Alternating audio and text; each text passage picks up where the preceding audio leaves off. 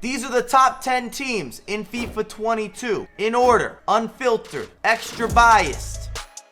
Beautiful people, what's happening? As I'm recording, it is currently my birthday. So if you could, I'd appreciate some love in the comment section. Let me know, what team do you support? And speaking of these birthday vibes, we're doing an event October 2nd, New York City. Free entry, but you have to RSVP. So if you're in the tri-state, no excuses. If you're willing to fly, wham, bam, thank you, ma'am. It's linked down below.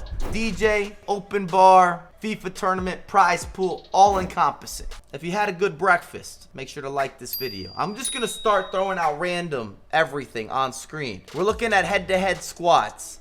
Criteria, I'm discussing in FIFA, virtually not on the actual pitch. I'm gonna showcase the teams. No internationals, current squads, and this is not based on potential. Let's begin. The only time I'm doing this, we have Napoli / Juventus or Piemonte Calcio. I'm linking them together. I didn't feel as if we should make an honorable mention. Hear me out. Napoli on paper, Osimhen, Insigne, Chucky Lozano, Mertens, a lot of movement here. The pace is relevant. That attack is going to be prominent. You could choose the formation. Midfield could use some room for improvement. However, in the Serie A, there's not a better partnership than Koulibaly and Manolas. These are facts. Whether you agree or disagree with some of their ratings, I think more so Koulibaly deserves that 86 than Manolas at the 83. That's strong, and you're going to need it to be a brick wall because Ospina, not necessarily the goalkeeper that you're going to rate, will not have the same presence as some of the other goalkeepers in the Serie A. And then wing-wise, De Lorenzo, I like. Super Mario or lack thereof, maybe not as high and mighty there, but it's worth putting them into the equation, into consideration. That's why I have Napoli with Juventus. Juventus, not necessarily in love with Murata. Maybe you leave him out of the lineup. You still have Dybala. Chiesa looks ridiculous with the 4-star. Massive upgrade, 83 overall, tons of pace. You could use Kulusevski, who has a good track record in FIFA and can be a bit of a utility player, whether you need a winger or a center midfielder, even a potential fill in the blank with the fullbacks. The midfield is okay, whether you go McKennie or Bentancur, or maybe you put Arthur on, or Bernadeschi if you want an attacking option, or Rabiot. And then when you're looking at the back line, I really rate Cuadrado. De Ligt is okay. Bonucci and Chiellini high rated, but they're not going to be the fastest. And then Sandro's not as fast as he once was. He's definitely lost a bit of a step, but there's still enough class there. So this is why I have this debate between Napoli and Juventus this season. Serie A in general, and this might be a bit of foreshadowing, it's not nearly as strong of a league. Not just because of the loss or the leaving or the pathway of Ronaldo making moves. Champions League, we got Chelsea. Many of you might have expected them to be higher. I understand, but hear me out.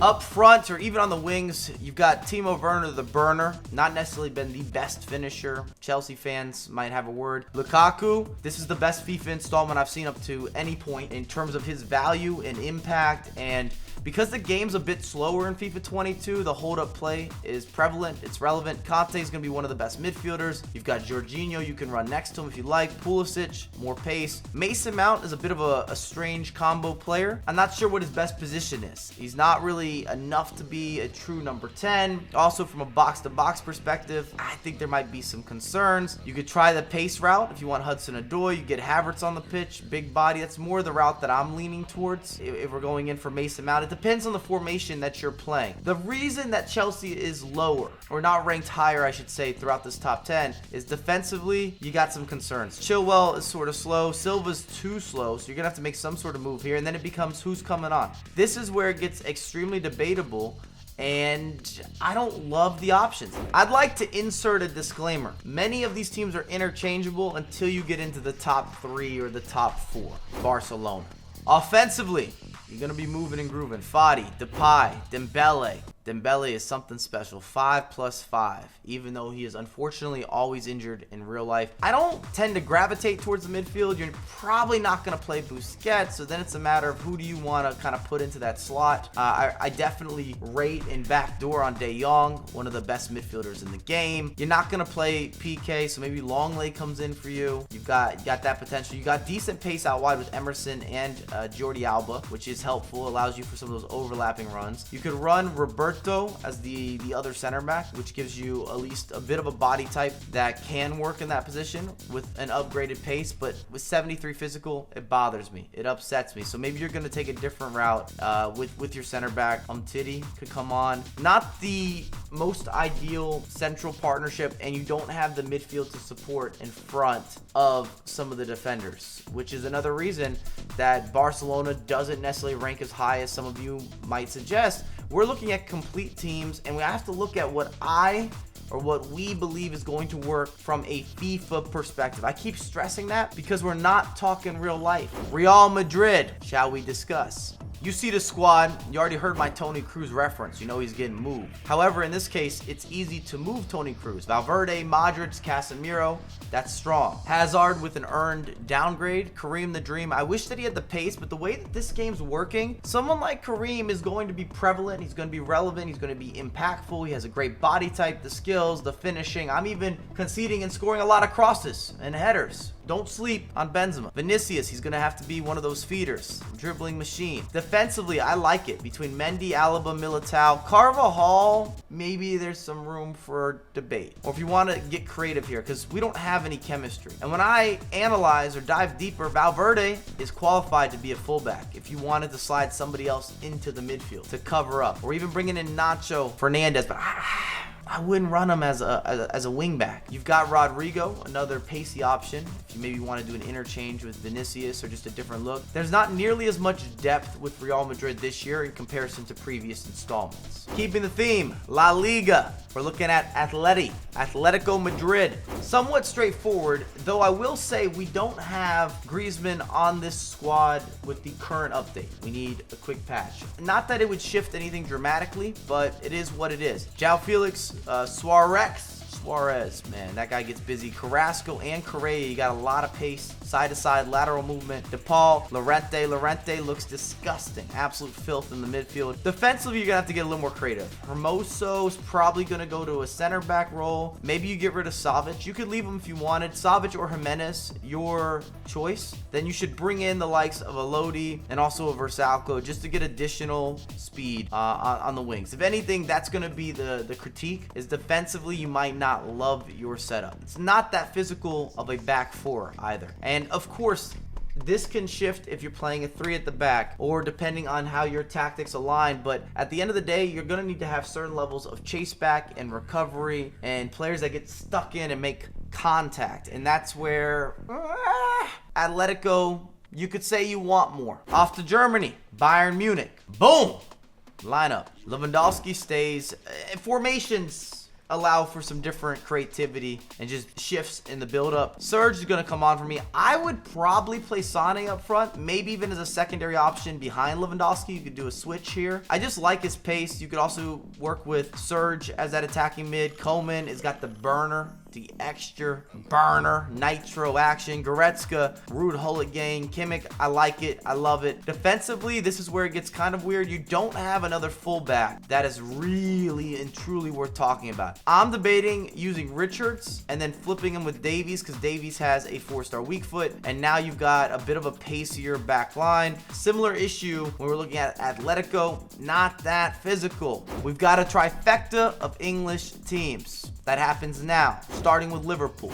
Mane, Firmino, Salah. You see the pace numbers. You know you're going to be able to shoot. You're going to be able to work with it. You could also play Firmino as a floater or as one of these center mids. I personally am not in love with the center mids. Even though they're all high rated, they're kind of similar players. 60 pace area, give or take. You need to have something a little more dynamic. You could also bring on the likes of Oxlade-Chamberlain if you'd like. Virgil van Dijk, monster. Robertson still got it. Alexander-Arnold, highest rated fullback in the game, even though he could use a little extra kicker. Also, the physical's a little bit low. Center back wise, you've got preference here, but I think most of us will bring in Gomez. When you look at that back four to go with Alisson holding it down in net, and then the attacking leak out options, a couple guys that can be that instant counter attack with Mane and Salah with those releases, it comes in with a premium. And then the only debate maybe comes down to these midfielders where you're going to have to play simple. This is not a group that has a bunch of skill moves. Got to get the ball into the likes of a Firmino. So it depends what formation you're playing. Moving on, we're heading to Manchester. In this case, we're going the blue direction, Manchester City. You need to have some vision. So right off the rip, I'm going to drop Foden into the midfield. We'll bring Sterling on. You still got the likes of Torres or Jack Grealish off the bench. I've always been a big fan of Mahrez. KDB is going to facilitate everything. Rodri's a pretty good holding mid, and you kind of need a holding mid with this team, even though I can't make the selection. There you go. Defensively, Kyle Walker is built to be a classic center. So if you go Walker, Stones, Cancelo, you're kind of sorted to that degree. However, that other fullback role, you can't play Zinchenko. This is where it gets a little more debatable. Your wingers are too poor defensively to expect them to be able to play in even an overlapping or a wingback role. You do have Silva if you want another offensive option. You might get stuck playing Kyle Walker as a fullback because it is what it is. And then you could run Diaz or you could use Laporte. Your call, your decision. With Manchester United, it's relatively straightforward. United is clear-cut because of Cristiano joining or rejoining the club. Again, the transfer has not been updated yet, so Cavani wouldn't be there. You'd have Cristiano Ronaldo. Fernandes, he's got the proof, the track record. Sancho, who could also play centrally. Rashford easily could be a secondary striker. If you wanted to go that route, he can play as a winger. I like Fred. I don't know if McSauce is going to get the minutes. Maguire's just too slow. He's going to have to move and groove, but that's not a big deal. You got a new signing. Who else? Varane. Wan-Bissaka's still got something there. Lindelof's a little bit slow. It's a matter of who you trust. Henderson is coming out. De Gea is coming in. You're going to play Paul Pogba, surely, next to Fred. You got the likes of super subs with Martial, who might be a starter for you depending what you're looking for. If you played Martial out wide, you get a little more pace. You could drop Fernandes into a holding mid. Of course, formation, preference, and tactical alignment plays a factor. We don't have chemistry here. Then you'd have Sancho feeding that Cristiano. Work with me. Cavani's not getting any minutes. He's getting no burner. You also have Telles, who might play in front of Shaw. He might go the other way for you. Shaw is physical enough to be a center back. If you wanted to go undersized, it would be possible. Matic with 36 pace, disgusted. It's not a surprise, but he'll never touch the pitch. You've also got the likes of Bailly, who is playable. I actually have him in my ultimate team squad currently. You got James with 95 pace, just nonchalant. I like bringing up the depth. More midfield options. Lingardinho. You can make this work. Variety, depth, versatility. To go with the stars. They align. At number 1, we have PSG. There will be many matchups where it's PSG versus PSG this year online, whether you're playing head-to-head or ultimate team. The players are not only high rated, they just fit gameplay perfectly. Expression, skill moves, quick touches, ins, outs, movement, you name it, they have it. Crazy transfer window. Messi, Mbappe, he stays, Neymar.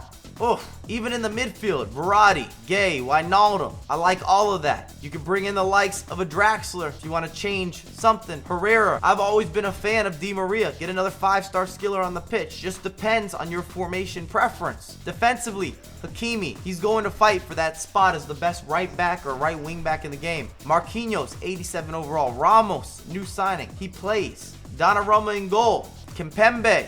Wow. The options for center backs, kind of ridiculous. The squad is too strong offensively to not have them at number 1. You have arguably the 3 best attacking players.